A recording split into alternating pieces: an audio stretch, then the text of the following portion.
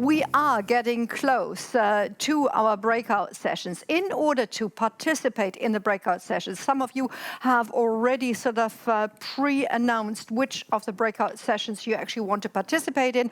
You need to scroll down a little bit from the window that you're watching us in right now, and you will see three different windows sort of parallel next to each other with the titles of the breakout sessions. And in order to join, and don't do it yet, in order to join, you need to click on Join Session. Now, the places are scarce, so for those of you who have not pre-registered for any one of the breakouts, you need to be quick if you want to get into one of them. If not, then you have to choose the other. But Stefan, we're actually going to do a couple of deep dives. So what are we talking about? Yeah, so we thought about how to structure the whole subject of sustainable finance, and that can certainly go into all kinds of directions.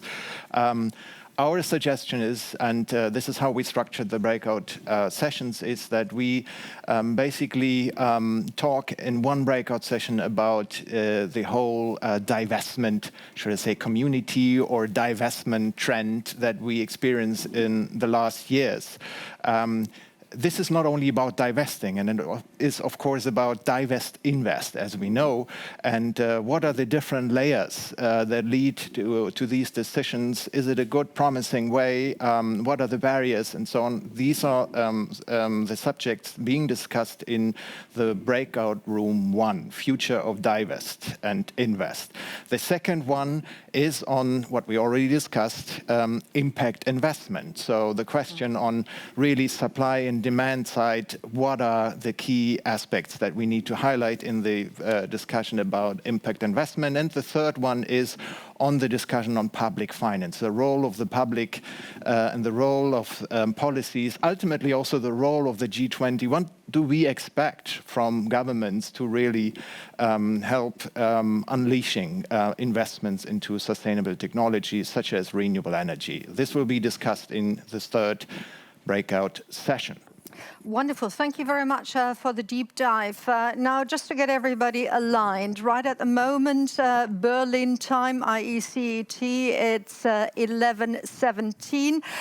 We're going to have 60 to 70 minutes in the breakout sessions. And then let me just quickly explain. When you hit the button of the breakout session that you want, i.e. go to session, then you're going to be transferred into a Zoom room, where your moderators will welcome you, and these moderators will also be the ones who will be reporting back later on after the breakout sessions are finished and before Stefan will do the last words of the morning session. You will not automatically be transferred back, so just leave this window open that you're watching us in now. Click on the button, you will automatically be transferred into Zoom, and I think everybody knows Zoom by now. And do enjoy the discussion there. Come back to us in about an hour's time. See you then. Welcome back, ladies and gentlemen, to the studio here in Hamburg. And we believe there were rich discussions in all of the three breakout sessions. And even digitally, we can't be in parallel in all of the breakout sessions at the same time. So we're going to have a very, very quick recap of what was happening. So I'd like to ask Sagarika Chatterjee, what actually was the takeaway of the Future of Divest, Invest? Thank you very much. And if I could just do a quick check, would you like me to limit my remarks to about 3 or 5 minutes? And, actually, 2 minutes would be perfect. Okay. And that's for everybody. Very good. So we had a fantastic discussion in our group. It was a small but effective group of people. And what we were focusing on was the Divest Invest movement. And we very quickly decided to change the conversation to being about the future of finance. And the key takeaways really were, firstly, foundations have an enormous role to play as catalysts of change and leading by example within the finance community. And we discussed how Divest Invest has made a tremendous impact and continues to play an important role, but how we need to see foundations stepping up in other areas. So we talked about the important role of changing policy, of engagement with companies, also as an important approach, and also about investing in the solutions. That is part of Divest Invest, but how we need to see more work going to transitioning all of the sectors. We then also talked about some good practice we've seen developing, including in Germany, for example, with the Bewegung Stiftung.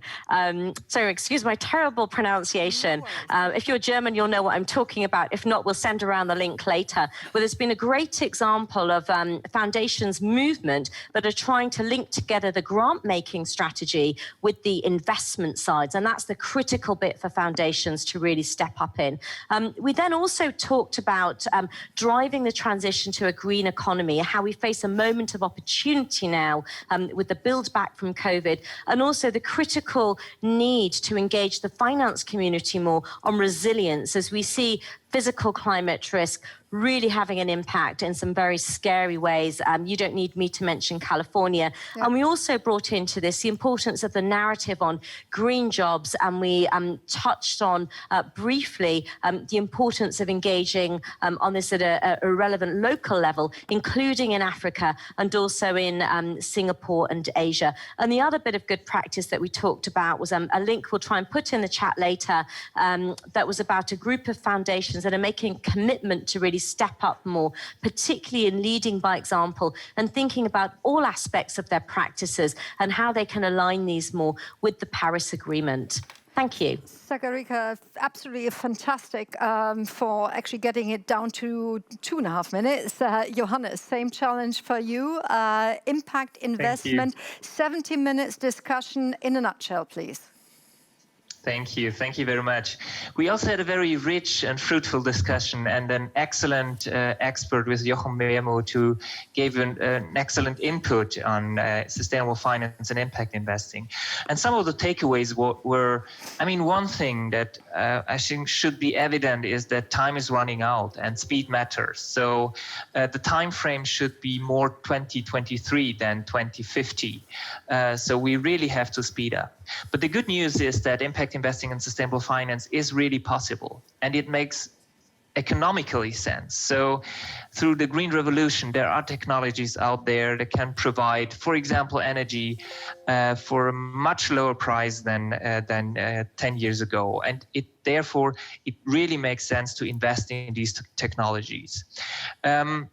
But there are also political actions needed. So we talked about CO2 pricing, but we also talked about fostering innovations and venture capital, which is where there's not enough money in this field. And we also talked about philanthropy and the importance of foundations. It has already been mentioned. There's a need to align what we're doing on the program side of the investment of the foundation with the endowment, with the investment strategy. There's also a need to provide concessionary capital so that we can crowd in more capital from other investors.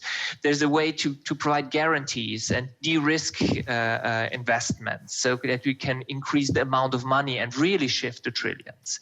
And there is a role of foundations to influence businesses. They have a reach, they have the liberty to kind of engage and to move businesses towards sustainability and impact.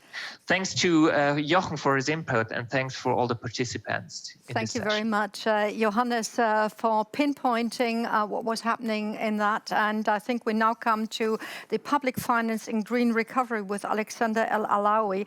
Alexander, of course, public finance is something that one doesn't look to, especially maybe not in the F20 context. So what was the discussion there? Yeah, thank you. I mean, we had a fantastic session. We were talking with Professor Nihal Shabrak, who's an esteemed professional and academic scholar in the field of accounting, and that's actually where then the discussion moved to. So we took on a roller coaster through different topics in that field of public finance and recovery. I mean, we were talking about, you know, the German Chancellor Merkel stating in late April, saying, you know, we have to basically couple financial aid for companies with green targets and with climate goals. And bring this, or sort of help V20 countries, so those are countries most vulnerable to the shocks of climate change and sustainability issues, to sort of bring about these changes in their countries as well. We talked about, you know, the need for cross-sectional partnerships, as was brought forward to by Naina Batra in the earlier introductory session. We also talked about, and that relates back to the other sessions, of the sort of problem that cap and trade emission prices is good in theory, but broken in practice. And then we moved basically to the core theme and core sort of proposal by Professor Sherpas, who basically said, in a sense, forget, you know, sort of urging companies and countries and other institutions to look at disclosure in a sense that, you know, providing information on impact is good and nice, but it doesn't suffice. What we need to change really is, or how do we actually bring about systemic change, is to change accounting systems. So that relates back to the question of, you know, discounting future costs in today's asset prices, in valuations.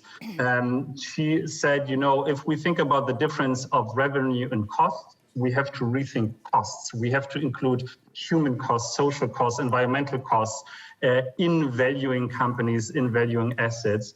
And she made very hands-on proposals, you know, looking at the EU level, looking at central banks, looking also at MDBs and the IMF and other institutions, to really think about sort of what the role of public finance can be to drive the change in accounting standards. Because only if we do that, then we do change the rules of the game in finance and beyond. And I think that was sort of the key takeaway.